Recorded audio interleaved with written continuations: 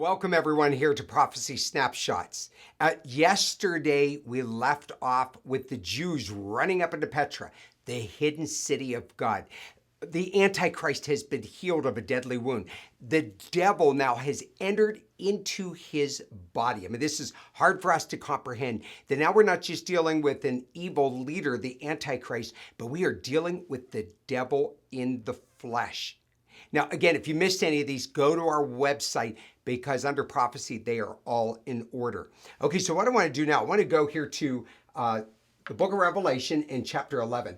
It says, and when they have finished their testimony, I'm talking about the two witnesses. So the Antichrist, after he chases the Jews up into Petra and doesn't get them, then he's going to go after these two witnesses. They were the two men who were sent down from heaven and preached the gospel for 3.5 years. These are the two men that won the 144,000 young Jewish men to Christ, and they become young Jewish preachers like missionaries all around the world. And the Antichrist wants them dead. He hates them. So he goes after them. It says they finished their testimony. I want to stop here just for one moment. I talked about this a little bit yesterday. Do you have a testimony? Do you know you're not going to go home one day earlier than what God planned unless something horrendous happened? And so you want to complete your testimony. And I always say, I can't go home to the Lord until all my chores are done. So you have a purpose for living, and I hope you're living out that testimony. And he says, the beast, that's the devil, he ascended out of the bottomless pit. He shall make war against them. So here the devil has entered into the body of the Antichrist, and he's going after the two witnesses, and shall overcome them and kill them. You say, well, why would God permit that to happen? Because there's a day for all of us to die. And so this is their graduation day, going back up into heaven. And in verse 10, it says, and they that dwell upon the earth shall rejoice over them. They're going to rejoice that the two witnesses are dead. And he says, and they're going to make merry, and they're going to send gifts one to another. Okay, first of all, I want you to take note. The whole world sees what is going on. Well, the reason why the whole world is seeing what's going on, I used to think when television came on the scene, wow, that's how it's going to happen. But now they can do it on their cell phones, can't they?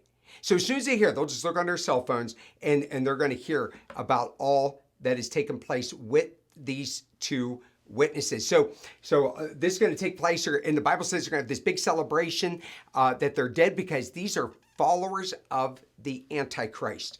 And they're going to be glad to see that these two gentlemen have now died. Let's go here now to verse 11.